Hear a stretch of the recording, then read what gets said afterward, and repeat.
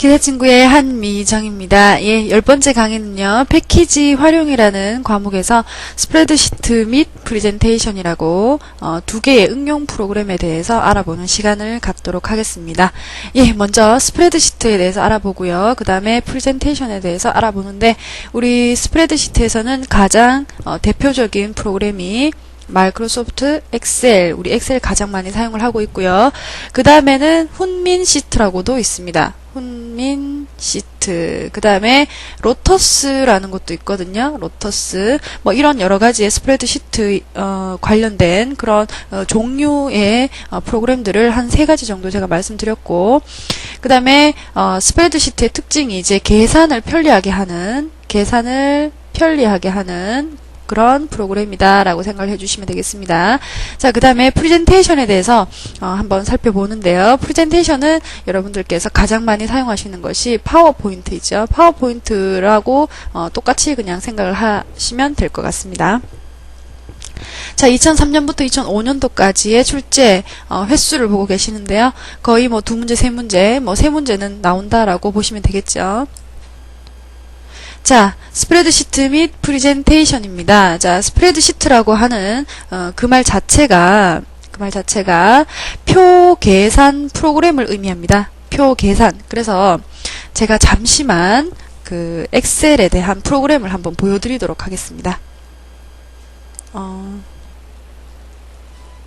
자, 이것이 엑셀이라는 프로그램이고요. 자, 엑셀을 딱 열면 A, B, C, D 이런 식으로 알파벳 모양으로 되어 있는 것이 열 문자이고요. 이 열 문자는 256개, 256개의 열을 가지고 있습니다. 그 다음에 행은 1번, 2번, 3번 이런 식으로 해서 행 번호는 65,536개인 걸로 제가 기억을 하는데요. 65,000개 정도 행을 가지고 있습니다. 그래서 이 전체 A, 이 첫 번째 칸부터 그 아주 끝, 이 전체의 모든 영역을 가지고 우리가 워크시트라고 부릅니다. 그래서 이 하나의 흰색 방향 작업 공간을 전체를 워크시트라고 생각을 해주시면 되고요. 그 다음에 시트 1을 누르면 이런 작업 공간이 하나 있고, 또 시트 2를 누르면 이렇게 하얗게 반전이 되면서 또 똑같은 작업 공간이 있다는 얘기입니다. 그래서 이런 식으로 워크시트 하나, 워크시트 둘, 워크시트 셋, 지금은 3개밖에 안 보이지만 이 워크시트가 255개까지 워크시트를 가질 수 있기 때문에 이 모든 워크시트를 통합해서 저장을 하기 때문에요. 통합 문서라는 말도 하게 됩니다. 자, 그래서 간단하게 표 계산을 어떻게 하는지 한번 보여드리도록 하겠습니다. 우리가 A라는 학생이 있고요. 그 다음에 B라는 학생이 있고 C라는 학생이 있습니다. 자, 성적 처리에 대해서 간단하게 계산을 하는 프로그램 한번 어떤 식으로 프로그램을 작동시키는지 한번 보겠습니다. A는 10점이고요. B는 30점, C는 40점입니다. 자, 이렇게 10점, 30점, 40점이라고 가정을 하고요. 그 다음에 다른 과목에 대해서 또 20점, 50점, 10점 뭐 이런 식으로 점수를 받았다고 치겠습니다. 그러면 A, B, C라는 학생에 대해서 지금은 2가지 과목밖에 없지만 과목 수가 20개일 수도 있고요. 뭐 50개일 수도 있고요.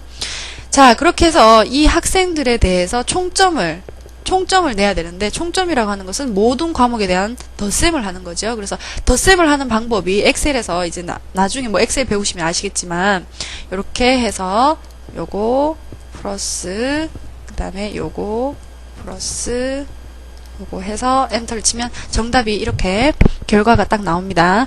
그래서 이 80이라는 결과가 나온 셀을 이렇게 이 사각형 하나를 셀이라고 하는데요. 셀을 제가 딱 클릭을 하니까 까만색 진한 선으로 이렇게 포인터가 딱 이렇게 가 있다는 것을 볼 수가 있고, 이 80점이라는 것은 C5라는 C5라는 것과 그 다음에 D5라는 것과 그 다음에 E5라는 것을 더했다라는 개념으로 이렇게 수식에다가 입력이 되는 겁니다. 그래서 지금 수식 자체가 10 더하기 30 더하기 40이라는 것으로 식이 구성된 것이 아니라 C5, D5, E5라는 어떤 워크시트 상의 행 번호와 열 번호를 이용해서 이렇게 했기 때문에 이 부분을 지금 오른쪽 사각형 밑에 작은 사각형 점 있죠. 이 부분을 요렇게 마우스 포인터 바꿔서 밑으로 당겨주시면 C6 플러스 D6 플러스 E6이 됩니다. 그래서 이 부분에 대해서는 이 세 부분에 대한 덧셈을 한 것과 같은 내용이고, 이 부분에 대해서는 이 부분에 같은 레벨에 있는 이 데이터들을 더해서 결과를 나타내게 됩니다. 지금 뭐 결과가 80으로 똑같아서 지금 틀린지 모르겠지만, 만약에 이 50점을 제가 뭐 30점으로 바꾸겠습니다. 30점으로 바꾸고 엔터를 딱 치면 자동으로 결과가 변동이 됩니다. 왜냐하면 20 더하기 30 더하기 10이라는 이런 데이터들을 더한 게 아니라 그 셀에 대한 정보를 이렇게 더했기 때문에 셀에 어떤 값이 들어오느냐에 따라서 정답이 이렇게 자동으로 바뀌게 됩니다. 그래서 스프레드시트의 기능 중에서 데이터가 변경이 되면 자동으로 이렇게 재계산을 해주는 기능이 있기 때문에 아주 계산하는 프로그램으로서 아주 탁월하다는 그런 특징을 가지고 있습니다. 자, 이렇게 해서 다시 한번 돌아가 보고요. 자, 이렇게 해서 표 계산 프로그램을 의미하는 것이 스프레드시트이고, 우리가 가장 많이 사용하는, 그 중에 가장 많이 사용하는 것이 엑셀이라고 말씀을 드렸습니다. 그래서 수치 계산과 관련된 업무에서 계산의 어려움과 비효율성을 개선하여 전표의 작성, 그 다음에 처리, 관리를 쉽게 할 수 있도록 한 것이다. 자, 2005년도 4월에는 이렇게 설명을 했고, 7월에는 이렇게 설명했고, 2003년도 10월에는 이렇게 설명을 했습니다. 예, 지금 그 다음에 자, 스프레드시트의 기능인데요. 자, 스프레드시트의 기능 중에서는 2005년도 1월과 2004년도 4월, 그 다음에 2004년 10월, 2003년 7월 이런 식으로 출제가 됐었고요. 자, 그 다음에 기능을 살펴보시면 정렬 기능과 자동 계산 기능, 그 다음에 그래프 표현 기능, 문서 작성 기능, 그림 클립아트 지도 등의 개치 삽입 기능, 뭐 이런 식으로 이제 표현이 되어 있는데, 정렬 기능이라고 하는 것은 우리가 앞에서 오름차순, 내림차순 들어보셨을 겁니다. 오름차순, 뭐 내림차순 이런 것 같은 경우에는 우리가 뭐 아까 같은 성적 처리 같은 경우에 학생 이름이 들어가겠죠. 학생 이름이 뭐 기역, 니은, 뭐 이런, 기역, 니은, 가나다 순으로 내가 뭐 이름을 정렬하고 싶다. 혹은 뭐 그 반대로 정렬하고 싶다. 이런 식으로 이름에 대한 데이터들을 정렬시키고자 할 때 정렬 기능, 자동 정렬 기능이 포함되어 있습니다. 그 다음에 자동 계산 기능, 방금 설명드린 것과 같이 그런 자동으로 데이터들이 이제 변경이 되면 자동으로 재계산을 그때마다 자동으로 해주기 때문에 아주 편리하다고 말씀드렸고요. 그 다음에 그래프, 차트 마법사가 있습니다. 차트 마법사가 있고요. 그 다음에 문서 작성 기능이라고 있는데, 문서 작성 기능은 이제 워드 프로세서라고 해서, 자, 워드 프로세서라고 해서 그 문서 작성을 전용으로 하는 그런 프로그램이 한글 2005 같은 그런 전용 프로그램이 있는데, 이 스프레드시트는 계산을 하는 프로그램으로 그 계산하는 걸로 전용으로 쓰인다라고 생각하시면 되고요. 주로 하는 것이 계산을 하는 거고, 그 다음에 문서 작성도 가능하다라는 내용입니다. 가능하다라는 내용입니다. 그 다음에 그림이나 클립아트, 그 다음에 지도 같은 이런 개체들을 삽입할 수 있습니다. 그래서 뭐 그림 개체 혹은 뭐 도형 같은 거, 그런 것들이 모두 다 개체입니다. 그래서 이 개체라는 단어 자체를 이해를 어떻게 해주시냐면은 그 속에 들어가는 어떤 각각의 독립된 어떤 하나의 그런 그 뭐라 그럴까요?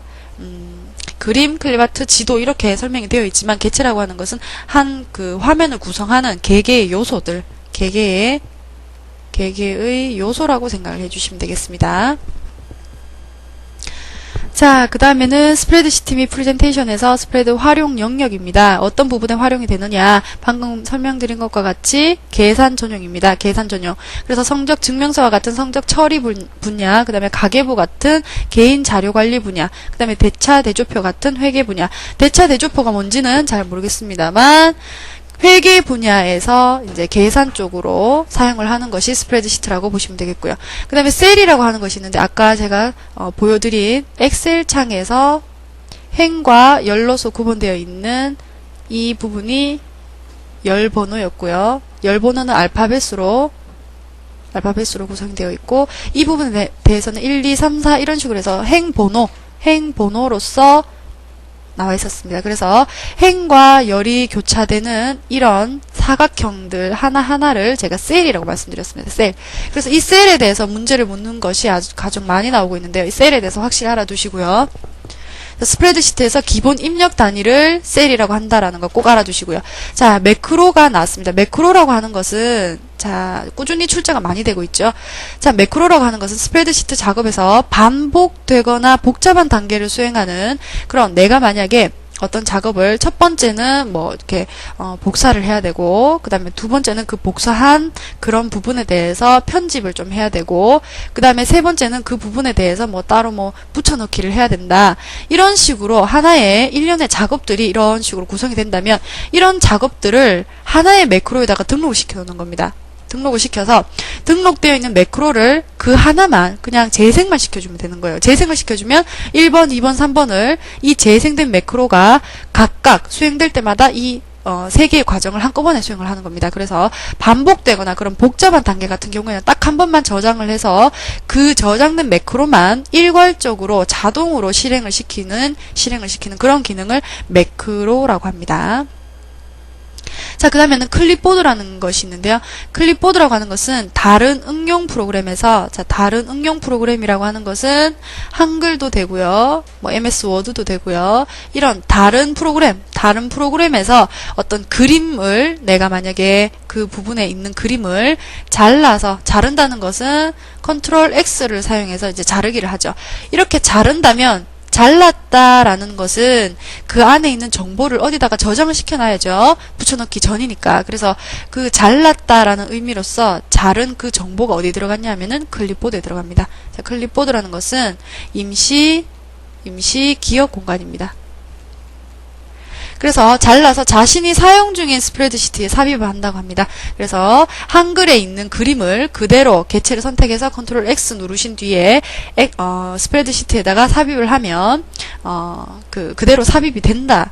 근데 그 삽입하는 것이 이제 개체 삽입이라고 부르는 것이고, 그런 삽입하는 작업을 할 때 클립보드라는 기억 공간에 우리가 잘랐는 그 정보가 임시 저장이 된다라는 얘기입니다. 임시 저장되는 장소. 자, 그래서 이 클립보드에 저장되어 있는 그 정보를 나중에 붙여넣기 하면 그 안에 있는 것을 그대로 갖다 붙인다라는 거 클립보드 알아두시고요. 그 다음에 이제 프리젠테이션으로 넘어갑니다. 프리젠테이션 같은 경우에는 기업체 발표회나 각종 회의 등에서 빔 프로젝트를 사용해서 제품에 대한 소개나 회의 내용을 요약 정리해서 청중에게 효과적으로 전달하기 위한, 그래서 사운드도 우리가 애니메이션 효과 같은 거 그런 거 효과적으로 전달을 할 수 있는데요. 슬라이드 쇼 같은 거, 지금 여러분들이 보고 계신 이 강의 자료 자체가 슬라이드 쇼입니다. 슬라이드 쇼라는 것은 이 슬라이드 하나가 전체 화면으로 꽉 차 보이죠. 그래서 여러분들의 시선을 다른 부분을 분산시키지 않고 이 부분만, 이 안에 있는 내용으로만 집중시키도록 하는 그런 부분입니다. 자, 그 다음에 프리젠테이션 프로그램을 사용하는 용도. 자, 용도에 대해서 문제가 2005년도 2번, 4년도에 1번, 3년도에 1번 이렇게 출제가 됐었습니다. 그래서 일단은 집중을 시켜야 되겠죠. 집중을 시켜야 되니까 회사의 제품 선전용, 그 다음에 신제품 설명회, 그 다음에 강연회 같은 거, 업무의 분석 보고서 같은 거, 그 다음에 멀티미디어 형태의 자료 작성, 뭐 이런 식으로 나오는데요. 자, 요즘에는 이력서도 프레젠테이션으로 많이 작성을 하시더라고요. 그 다음에 발표할 때 혹은 회의할 때도 빔 프로젝트 사용해서 앞에 띄워놓고 모든 사람들이 동시에 쳐다볼 수 있도록. 그 다음에 자기소개도 좀 효과적으로 보여주기 위해서 프레젠테이션 하시는 분들도 많더라고요. 자, 그 다음에 그림이나 멀티미디어라고 되어 있는데요. 그림이나 소리, 그 다음에 동영상, 그 다음에 뭐 애니메이션 이런 것들을 같이 삽입을 시켜서 멀티미디어 그 형태의 자료들을 그대로 보여줄 수 있는 그런 기능을 가지고 있습니다. 그런 용도로 쓰입니다. 자, 그 다음에 개체라는 말이 나오는데, 오브젝트라는 말이 나오는데, 표나 도형, 그림 같은 것들을 모두 다 개체라고 부릅니다. 2005년 1번, 4년도에 2번 이렇게 출제가 됐는데요. 자, 개체라고 하는 것 자체가 오브젝트라는 뜻을 가지고 있기 때문에 윈도우형 프레젠테이션에서 하나의 화면을 구성하는 개개의 요소들, 특히 이제 표, 도형, 그림, 이런 식으로 삽입할 수 있는 그런 것들은 모두 개체라고 생각하시면 됩니다. 그 다음에 쪽 슬라이드라고 되어 있는데요. 쪽이라는 것은 제가 한번 보여드리겠습니다. 자, 이 자체가 지금 프레젠테이션으로 구성이 되어 있거든요. 그래서 지금 쪽 슬라이드에 대해서 설명을 드리면 윈도우형 프레젠테이션에서 화면 전체를 전환하는 단위다. 지금 제가 보여드리고 있는 이 슬라이드 한 장이 왼쪽에 6번이라고 되어 있습니다. 6번에 지금 까만색으로 이렇게 표시가 되고 있죠. 그래서 한 장 한 장, 지금 0번부터 6번까지 나와 있는데 6번에 대한 슬라이드를 지금 한 장 전체로 보여주고 있는 겁니다.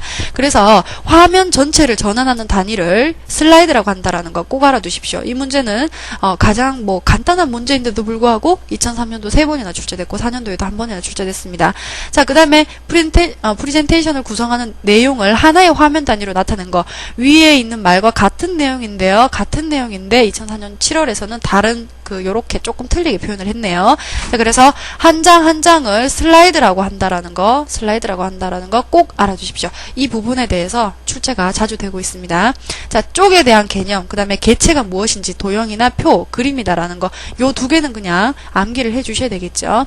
예, 이렇게 해서 10강 패키지 활용해 스프레드시트 프레젠테이션을 모두 마치겠습니다. 수고하셨습니다.